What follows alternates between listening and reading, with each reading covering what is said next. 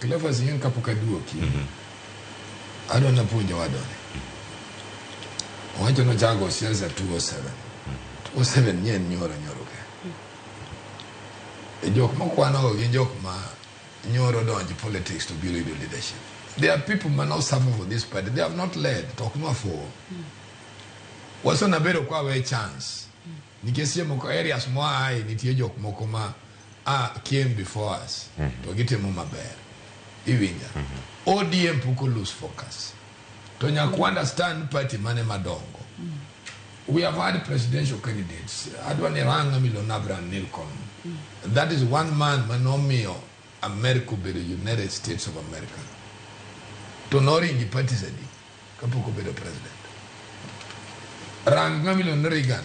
Reagan nenja Democrat by voting all through. Kano bedo president to bedo president ma Republican Party. Nyakurang ni aneno ko wuoyo gi chia mare mama kithni. Tinyene poko neno jela. Umi wuoyo na. En poko neno jela. Be police okoso tima. En ngeno biri siasa kaka na police ani komaki. Tupenji nini nga. Ji kaka wan manoka lilwet police maber. Wangie nu waso achieve something. ODM ni ndiye kama so tero wa. Nikech ODM no inyalo nwange anyang. Inyalo nwange orengo. Inyalo nwango jakom. Ngamo dhi jela many a times. Gino bro puonji no ODM osebedo kadongo. Tango mi wanyalo dok piny kaka ODM. Wadok piny mondo wa save the country. To prepare for another journey. Riwruok maji kwano ni, I believe nukata bwana nye ben pinyo gika mugike. Dako nyono ta studio. Some of us hapo nyala nyono. Endo dako nyono studio. Kamodo anipinyo dhieno. Dako nyono studio ni kaki bunge. Koro samaji uweyo nyakwaranga nto give and take momio jakomo chopo kamochope. No puonja gimori agriculture no opportunity cost.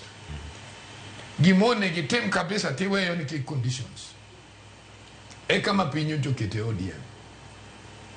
Kendo mondo unu neno gini in a very negative way. Wanene kaka chia mar dongo mind madhano.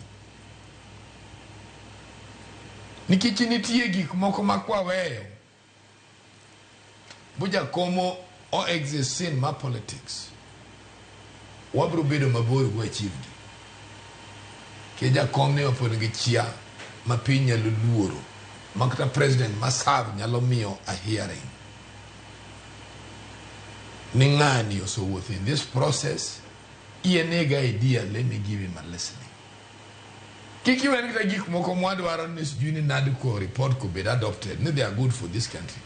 We have seen there is a problem with the voting power in this country. Nika chop samigo kura to ngatodware ingiro ganda ne. To ngegi mo achieve at the end of the day. Telo maracha podicha kuduogo. My mommy wacho ni Nduku report chanyalo biro. Mondo accommodate a certain process for the time being. Couple parties dongo. Mondo chopka mwabro chopi ideology mangane wacho ni aja ODM achungi ODM. To kwadwa parties ma dictate moko. Formations gibiro ni kechi ji miss a point kama kore leadership ochike. To mae mumi wadwa golo gik miluongo no rogue MPs going back to parliament.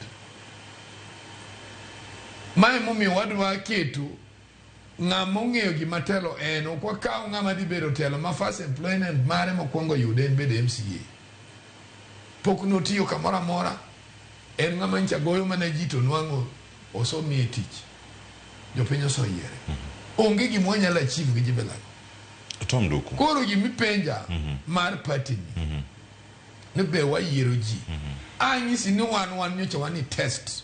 Kaka jomoso obudhi in this democracy. Test nite me kum kine marom nade. No, igani eniga mar 20 mar ODM. Muda di megni di. Test is a long life. Iwinjo, ideology is developed. Ngenu dane ngama somo science every day. And things change. Koro sani waso ngeno okay. My democracy was all from the grassroots. This is the leadership of Meowa. A reformation makoro wadwa okugo from here moving forward. emo mi winjo ka wacho na winjo ka bwana ni kwano no babo weno sijui sifuna maka joma wuoyo na platform mar popular contest pok wachopo kanyo. One as a party we are not there. One opod wa reconcile piny no piny nyocho nindo maraj piny ni winjo no peso lal ka. How do we solve it as a political party and as leaders mabende nitie piny? Oxygen dutensa lwenj wanyalo gore gwa lose everybody. So we are saying okay kok nyalo gini through voting power ma jopiny miyowa. Then let's sit down and come out mondo wa get this thing out. My mommy winjo kanyo cha president wuoyo gi jakom EODM and Kenya Kwanza PG. The agenda maduong en gima thago Kenya ni corruption. The mommy winjo ka president wacho na anwango raw intelligence mabende affect kaka wajumbe. Raw intelligence okay ngate mudhi otero.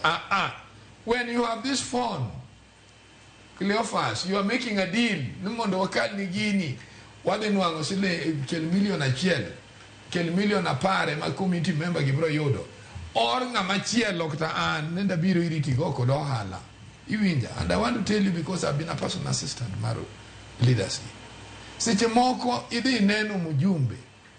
Tini woni tero neno mato dhigo yarambe. Okiwacho ne okitagi ni tich midwaro kuome.